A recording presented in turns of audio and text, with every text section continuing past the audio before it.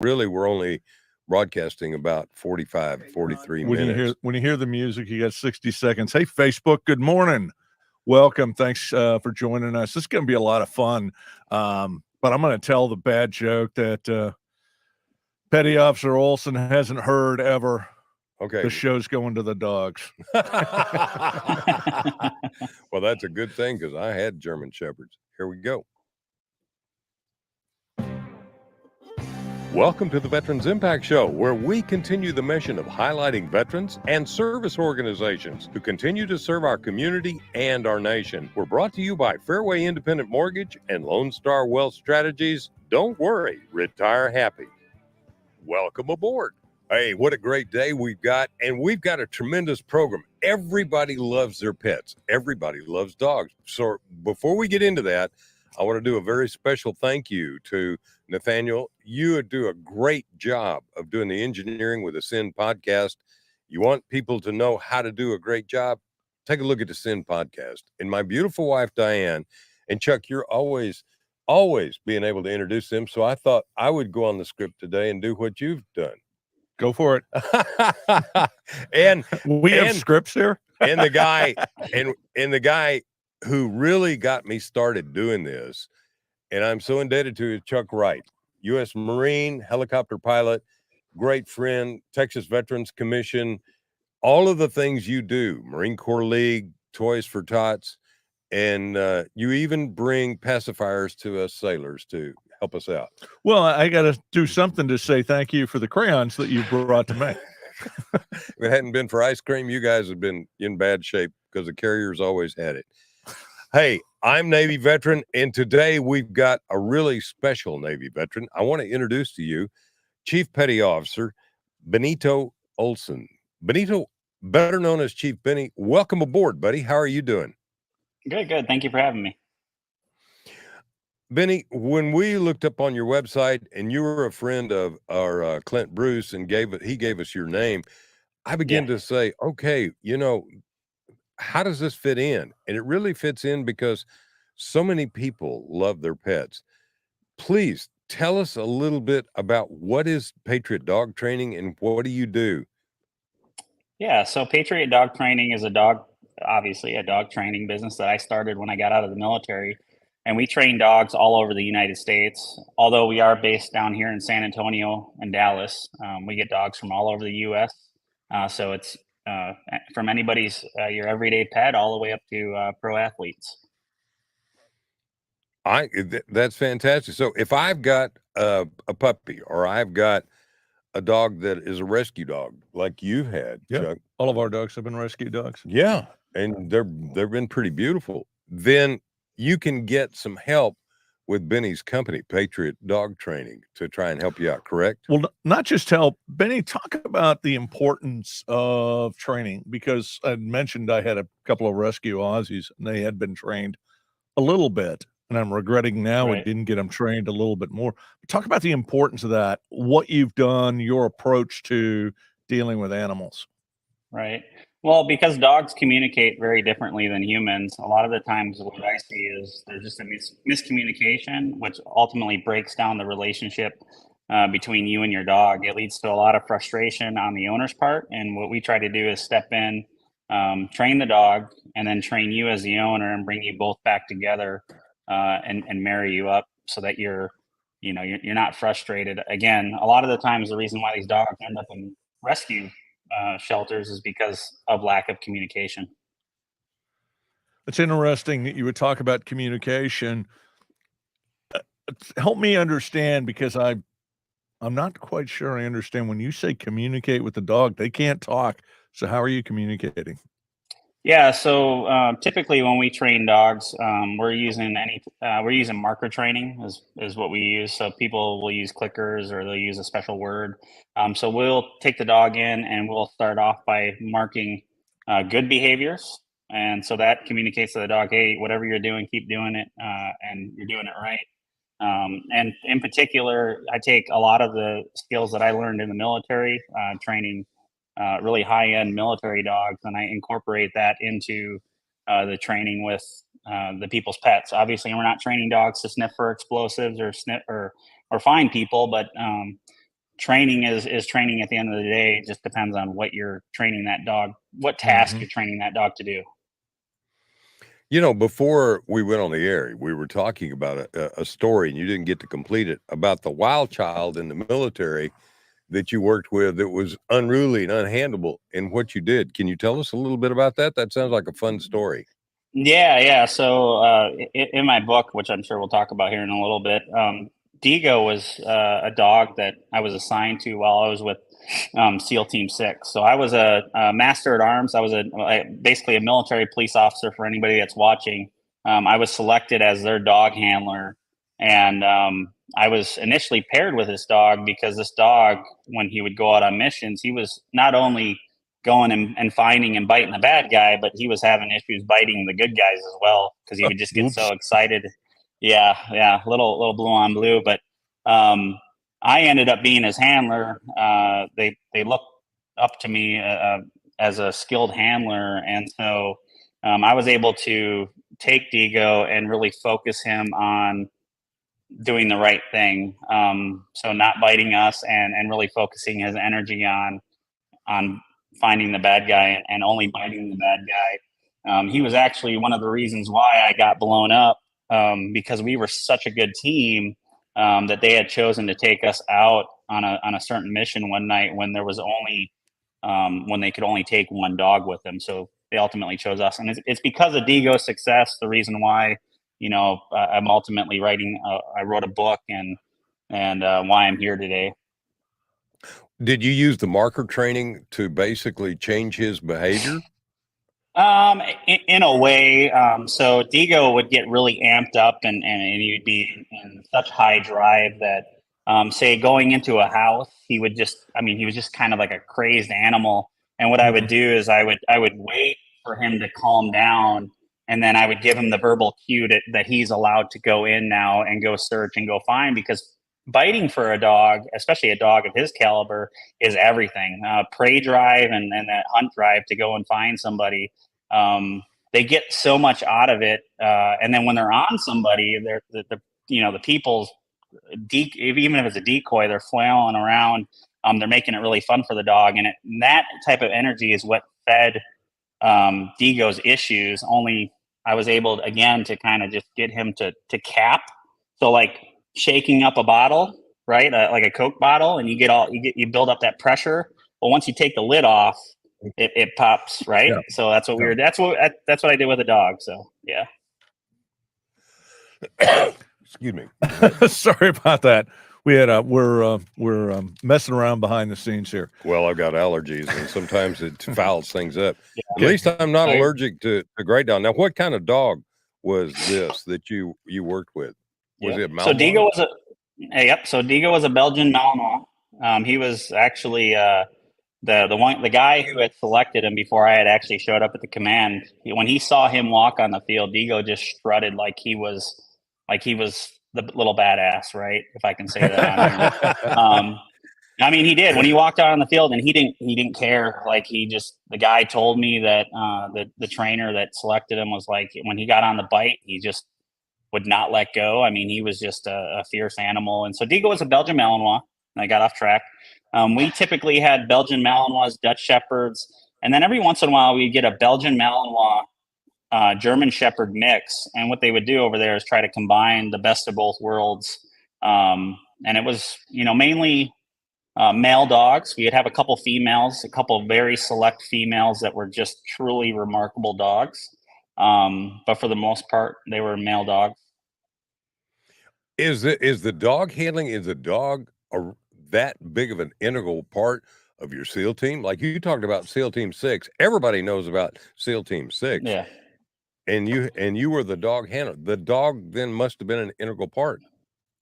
It was, and as coming in as an outsider, because I wasn't a SEAL, it was even a little bit more, because those guys are awesome. I mean, they are great at what they do, and when you're trying to kind of step in there and take away a little bit of their fun, getting them to understand that the dog, how important it was, and they quickly saw Digo. Later on, if we have time, we can talk about a mission like Digo. Saved us multiple times. I mean, the dog's nose is 10,000 times better than ours, and it really I think after certain missions with me anyways, they learned to trust me and the dog, even though I wasn't a Navy SEAL. Well, you look like you could have been one. Oh no, and that's the funny thing though, is I didn't go in the Navy to go do any of this. I went in the Navy to go be a police officer, and I ultimately found my way working with these dogs over in Bahrain, and then ultimately being selected to go and serve with those guys. So it was a great honor. I can only imagine. And a lot of people don't realize all of the different kinds of jobs. I mean, you don't think about going into the military and be a dog handler. That's an important job. Yeah, still is to this day. Yeah. Yeah, they've still got that going on. I have one question. We're talking about the dog situation. Are dogs that are retiring military dogs like Diego or Diego? What is Diego? Diego. Is Yes. Diego a good dog to then take in to be a family pet? Can they be? So I had two young. Well, it depends on the dog, right? So Diego was still, even though like Diego bit me a couple times, right? Like he never bit anybody else, but he bit me because he was so excited. Like he would just redirect, right? So he was not the type of dog that was good enough to go to a family. And I'll throw Mike Ritland, Warrior Dog Foundation. He took in Diego because Diego could not be adopted out to a family. Diego ultimately went to, I don't know if it was like a couple, like they didn't have any kids. Diego died on somebody's couch chewing on a Kong. So he lived out a good life. But being around kids, I had to pass on him because I had two young children at the time. And there's just no way that I'm going to put that little hellion with my children, just because he was just so, I don't want to say unpredictable, but I could predict what he was going to do, but other people couldn't. So ultimately, he went obviously with the organization. a high energy animal. Yes, Chief, tell us. You said he was chewing on a Kong before. Some of our audience who doesn't know what a Kong is, explain what that is. So a Kong, actually, the story. If you get time, go look up the story on a Kong. I mean, it's made out of rubber, right? Like the guy invented it. He saw his dog chewing on a piece of rubber that was on a vehicle.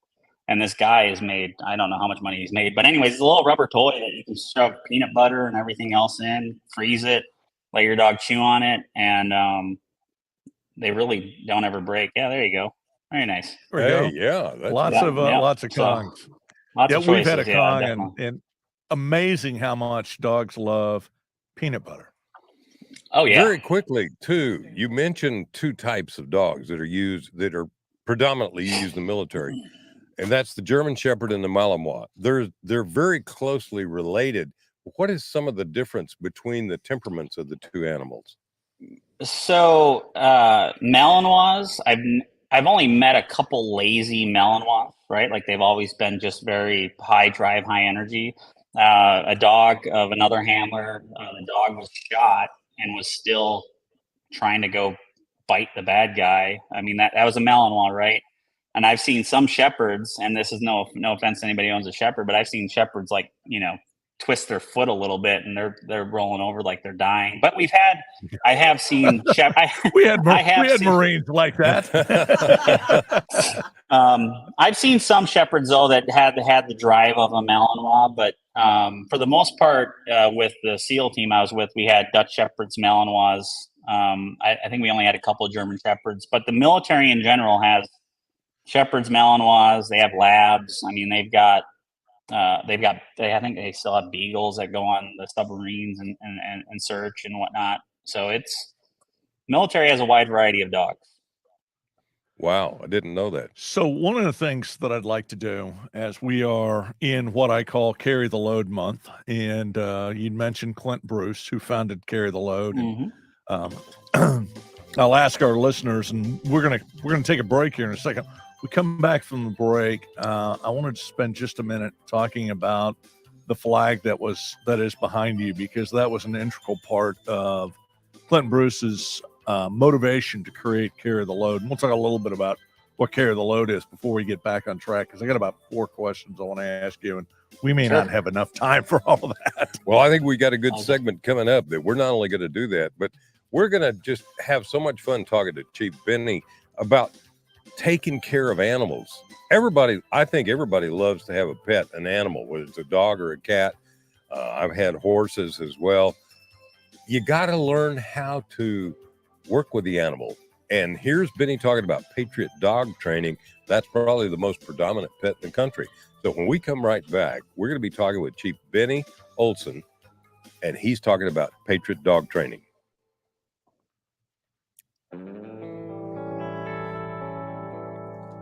Welcome back to the Veterans Impact Show. And thanks to our sponsors, Fairway Independent Mortgage and Lone Star Wealth Strategies. Now, let's continue this great conversation. Chuck, you were talking about carry the load, and you're talking about that outstanding looking flag right behind Benny. Take that thought and go forward. Well, it was very obvious very quickly, and I do know the story behind it, and it's an incredible story. They built a movie out of it, all kinds of stuff. But the thing, and I'm trying not to get choked up because to this day I still do. But Carry the Load was founded by, as we mentioned, Clint Bruce, who is definitely a friend of the show, former Navy SEAL, former NFL football player. So an interesting man himself. But that was part of how the show was founded. But Chief, it's clear that you're trying to honor your fallen brothers as well. Talk a little bit about the flag and the significance of it as we are in Memorial Day month. Right. So anything that I've done in my business, I've made sure to make the guys that I've served with, the fallen men and women and dogs, a forefront. So when people walk in here, they walk right by this flag that's sitting right behind me, or even in my other location. They walk right by pictures of men that, ultimately paid the ultimate sacrifice. And right behind me, Long Live the Brotherhood. That's dedicated to 2 Troop of Extortion 17, August 6, 2011. They were going out chasing after squirters, people that were running from a target, is what we called them. We called them squirters. And they were going after these guys. They were getting ready to come into land, and a single RPG hit I think the rear rotor, and they ended up all dying. And guys that I had served with for, again, I can't say that a lot of them were Navy SEALs. I knew them very well. I did not, go to buds or do any of that with them, but served with them for 4 years leading up to that. And then John Duandara, who was the dog handler, the Master at Arms dog handler, him and his dog Bart, who they ultimately found, him holding the dog when we went to go and kind of pack up their gear and stuff. And so I have it behind me, just because I want your listeners and your viewers to kind of just, if they get a chance, go look up Extortion 17 if they've never heard of it. It's a really sad moment in our history, over in Afghanistan. And Is that one of the reasons why you wrote the book? Is that included in your book? It's in the book. I think it's part of the reason why I decided to get out of the military, that having to pack up all of their belongings and everything over there to send back to their families, and then go through some of the helicopter remains and whatnot. It was just a very difficult time. And like I said, I was blown up. I shattered both my femurs. I was able to get through that, no problem. But that was just a whole different level of, you just never expected something like that to happen, and to lose that many people. Yeah, that many at one time must have been just an incredible pull on the heartstrings. And oh yeah, I get it. We're all macho. We don't want to admit, but those feelings are deep and powerful. We threw up the book Underdogs. Let's talk about that for just a minute. Conquering life with man's best friend and a SEAL team. And we don't all have SEAL teams to fall back on, but most of us do have dogs. So talk about your motivation for the book, what you want readers to get out of the book. Yeah, so Kurt Warner did that American Underdog, so I was kind of like, oh dang it, he already did it. But I've been working on this book since 2013, and the more I told my story to people, the more ultimately other people were like, man, that'd be a really great book. So the Underdogs is not just about me recovering in the military. I grew up. I had a mother that was a single mother. My dad went to prison when I was a kid. So right there, society writes people off, at a very young age. Right. And I was able to work through that, ultimately joined the military. I got blown up, went through that. And then, so like kind of my whole life has been the underdog story, right? And getting out and starting this business, it's just been and then Digo was an underdog as well. So. Benny, what that doesn't kill us makes us stronger. We go through these things to become stronger. And as a result of what you went through, you've written a great book, The Underdogs. I can't wait to read it. I just found out about it. And we want our listeners to know The Underdogs. Now, where can they get that? Is it on Amazon? Yeah, so it's not on Amazon yet because it's still going through DoD approval. So it's on ballastbooks.com, or you can go to patriotdogtraining.com and you can find the link there. All right, we're going to be right back in just a minute talking with Chief Benny Olsen. Underdog, no, not really. Smooth. Welcome back to the Veterans Impact Show. And thanks to our sponsors, Fairway Independent Mortgage and Lone Star Wealth Strategies. Now, let's continue this great conversation. Benny, I'm a certified senior advisor. I work with the elderly. And one of the things that I'm sitting here in my mind is just reeling. I go into a lot of homes and they've got a yappy barking dog that's just a real pain in the butt. But having a dog helps people so much. Be calm and I would say, wait a minute, you need to get with somebody like Benny and his company, Patriot Dog Training, and get that dog to where it's a better partner. It's a better member of your family, rather than, biting ankles and being a yappy, crappy dog. You said crappy on the air. We can do that. It's podcast. So, Chief, we obviously have a lot of behind the scenes humor that's only funny to us. But let's talk about that, because we've been talking about dogs on the high end. Right. And I think you brought up some good points about the energy of certain breeds of dog just doesn't fit to be a family pet. But talk about, as you go through the entire spectrum, because I'm sure you train all kinds of dogs, talk a little bit about how you kind of would recommend certain breeds of dogs for people looking for certain things. Talk a little bit about your service dog program. We're turning the show over to you, which is not to say we're turning the show over to the dogs. I know. I bet you are so tired of that joke. No, not at all. So selecting a dog, right? I think everybody has their own. People see the movies and the TV shows, and they think these dogs are really cool, and they are really cool under the right circumstances, the right family, right?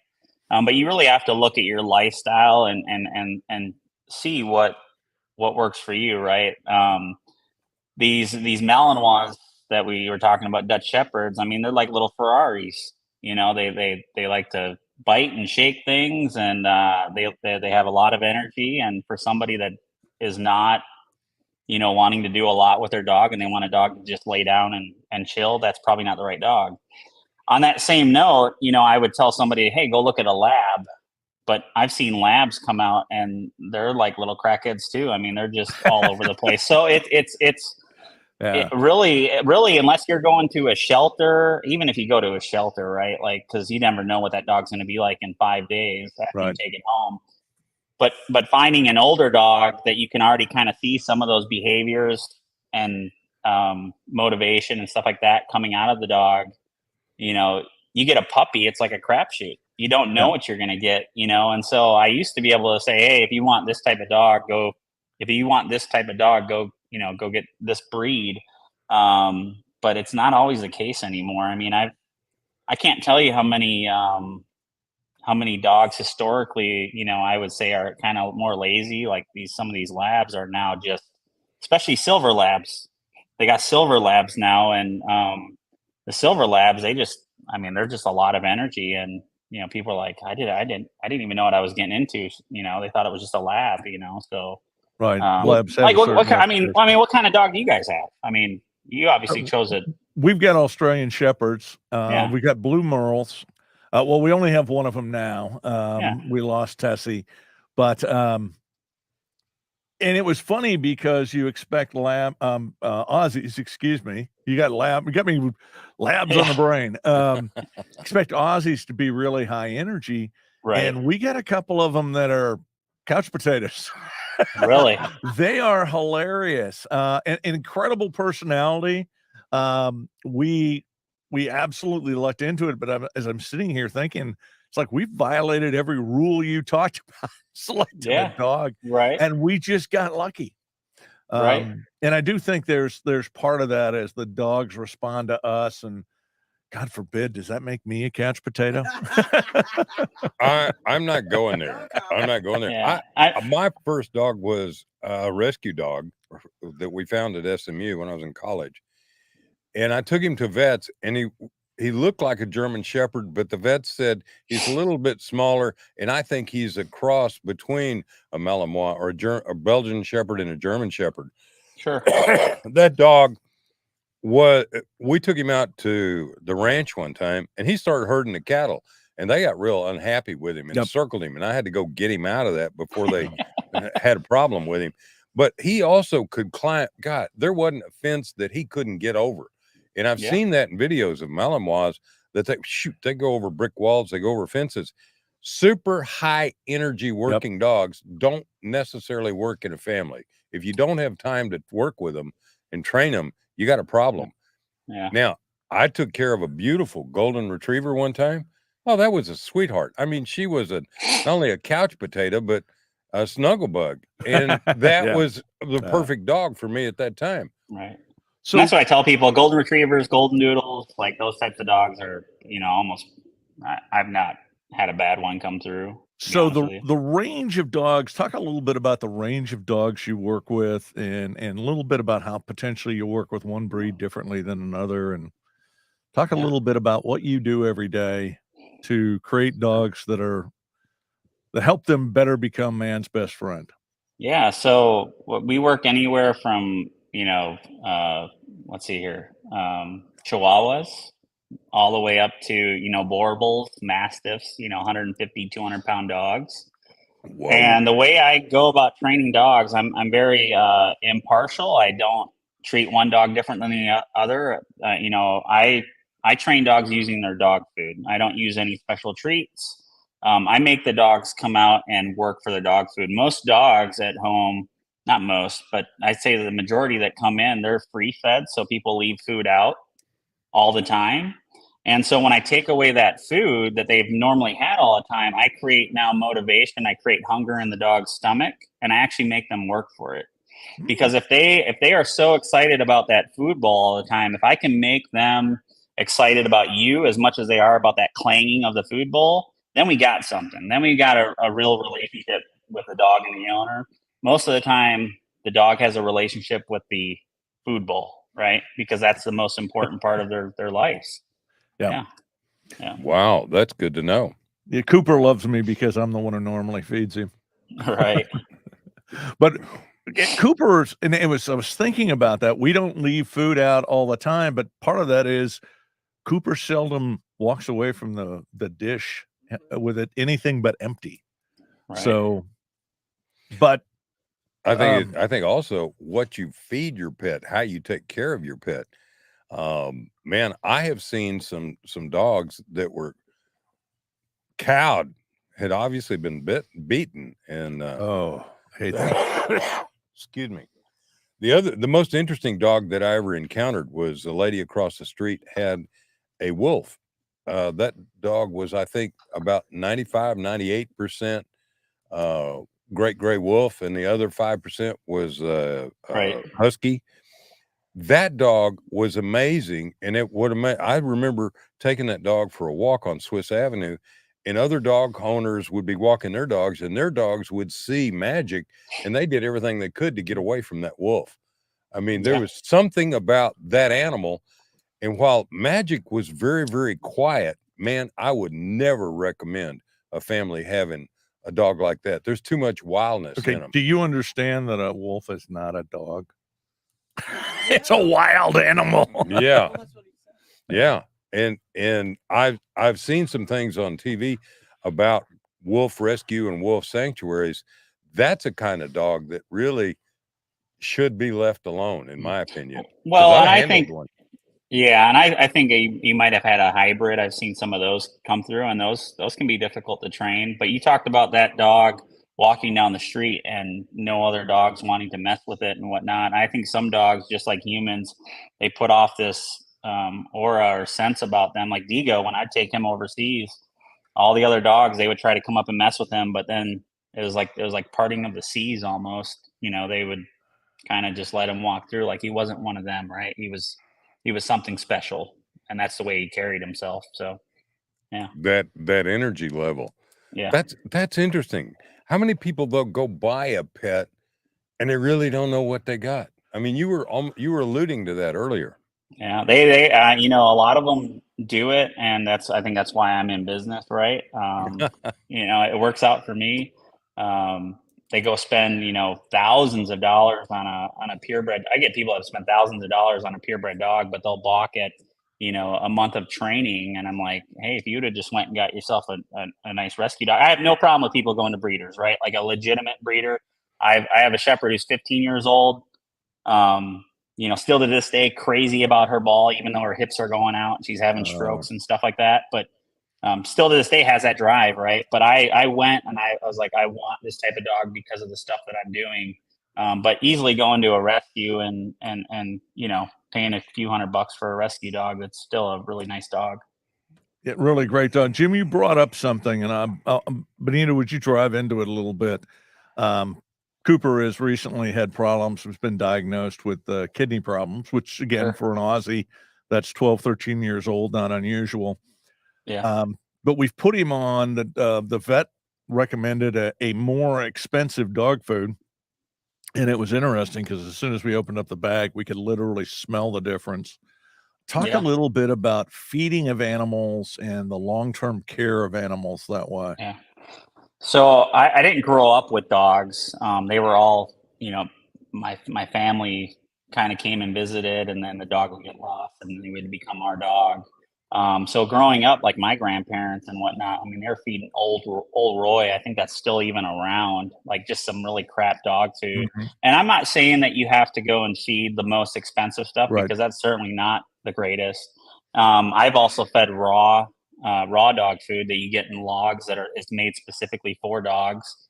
And you know, definitely the what you feed your dog is just like us, right? Like if I go to McDonald's all the time, you know, I'm not going to be very healthy. It's the same thing with your dogs. I think that's critically important. Chuck, I wrote down some things that we've talked about before. Let's switch the conversation just a little bit Sure. to how did you what got you to decide to have your own business, and how did you get that started? Yeah, so that's funny. I got medically retired, and I applied to so many jobs, all kinds of jobs. You know, Home Depot, stock shelf, you know, all the way up to like Walmart corporate, you know, fraud, loss prevention stuff. I could not get hired. Literally, could not get hired.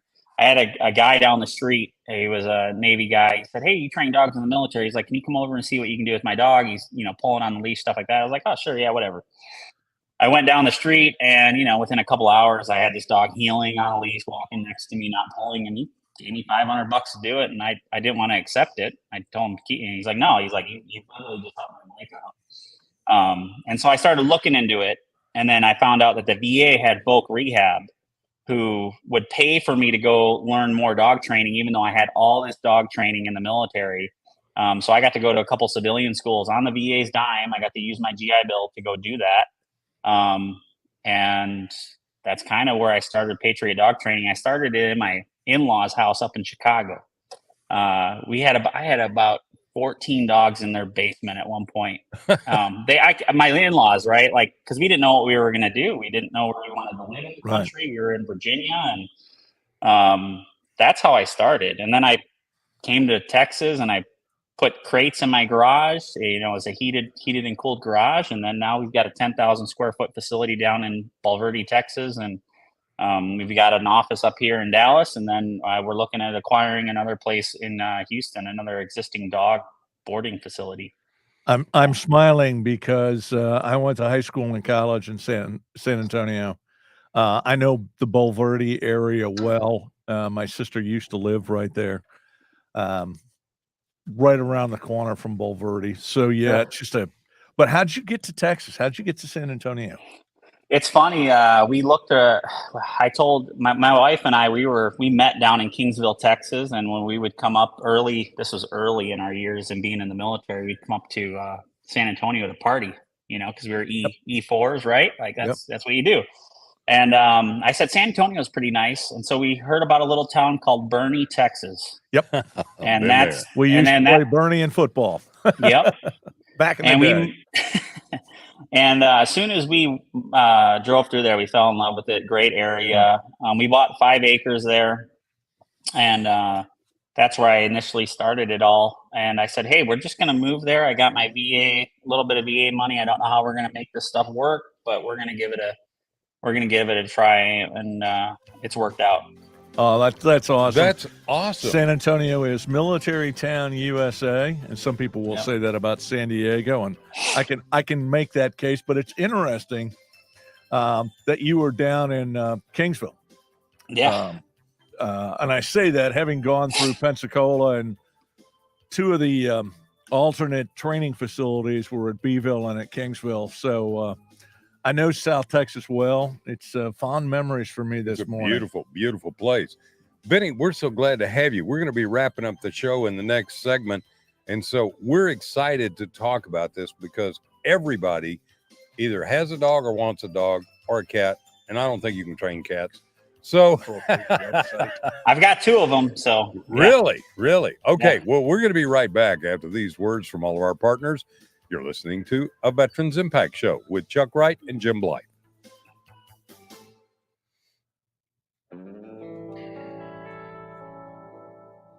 Welcome back to the Veterans Impact Show. And thanks to our sponsors, Fairway Independent Mortgage and Lone Star Wealth Strategies. Now, let's continue this great conversation. Hey, guys, let me mention real quick. I'm sorry. I'm going to jump in here, Chuck. To keep the lawyers happy, Facebook, everybody know I work for Fairway Independent Mortgage, and my NMLS number is 311548, and our national one is 2289. So that takes care of that. And if you want to know more about what I do, just look me up on jimblythe.net, and we're here to help you. And if you want to know more about what Chuck does, where do they go to look you up, buddy? They can find me they can find Lone Star Wealth Strategies on Facebook.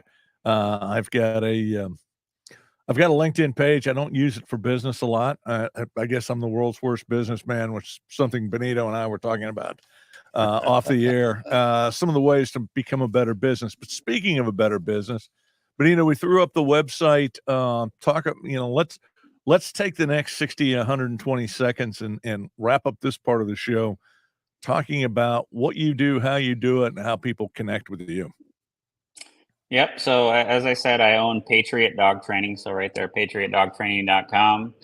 We train anywhere from, small dogs all the way up to, mastiff sized dogs. We train dogs from all over the country. I've had dogs from California, Florida, all the way up into Minnesota. Your everyday pet, right? Everybody needs a little bit of help, and that's what we're here to do. We're down in San Antonio. It's our primary state-of-the-art facility. And outstanding. Now, do you provide or train service dogs as well? So I leave that up to the nonprofits, because there are people out there that'll spend months doing that. What we've done in the past is we've partnered with some nonprofits, just doing some basic obedience for them. The Purple Heart Project is located in Bernie, and we've trained service members like pets for them, because people still, while they don't need a service dog, they might need a companion dog or Right. Emotional support, something like that. Maybe not a full-on service dog, but yeah. Oh, absolutely. That's just incredible stuff. We're really glad we've had you on the show. Wait a minute. Yeah, I guess we are. I'm looking at the clock going, we've got more time than we thought, but I guess we don't. No, hey, Benny, one of the comments when we first connected with you was, gosh, what can I say in 45 minutes? I think it's been a lot faster than you ever imagined. hasn't it? Yeah. Normally we Yeah, run and- out of time. Yeah. Yeah, it's definitely, and it is always a common problem. The show goes faster than we want it to. We really appreciate you being on. We're going to let Jim bring this into the dock with a prayer. But who have we got next week? Is next week Terry Burgess? Yeah, Reads Across America or Carry the Load. No, we've got two guests coming up.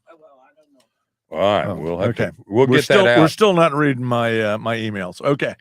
I think we've got Terry Burgess, who is the author of When Your Blue Star Turns Gold and the Gold Star Family Retreat Project, I think it's called. I should have had that written down. I should have brought it myself. I apologize. Tell you what, let's do. Let's say a prayer and just a special thank you to men like Benny who have carried the mission forward, who are continuing the mission of service, not only just to the nation through the military, but service to our community. Yep. Dear Lord, God in heaven, who made us all, we're so thankful for men like Benny and all they do to continue the mission. We're thankful for our active duty military and our police officers and first responders for all they do to keep us safe. God, protect them, be their armor, and be with them and watch over them. And thank you, God, for veterans like Benny and many more who have continued the mission to raise this country's level of awareness about what veterans can do and are continuing the mission in their communities for a better world. Dear God, we thank you and we pray that you will help us to bring this nation back together. One nation under God, indivisible, with liberty and justice for all. Thank you, dear God. We're so appreciative. This we pray. Amen. Amen. Benny, it has been a joy to have you. Yep. It's been a great day. People want to know more, go to Patriot Dog Training. They want to contact you, Patriot Dog Training. They want a copy of your book, Patriot Dog Training. I think it's a great place. We're going to be sending people to you who've got those unruly dogs. A little old lady had a dog almost ripped my ankle off. And then I had another one that the German Shepherd was so excited to see me. And let me tell you something, there's nothing like having a wet pant leg. So, guys, it's been a blast. I'm so thankful to be here. Next week, we'll be back with you with a great program. Chuck, thank you for all you do. Benny, thank you for all you do. Diane, Nathaniel, thank you. This has been a Veterans Impact Show, continuing the mission. Thank you for being with us. Join us on Facebook. Subscribe to us on YouTube. Be a part of continuing the mission. Almost perfect.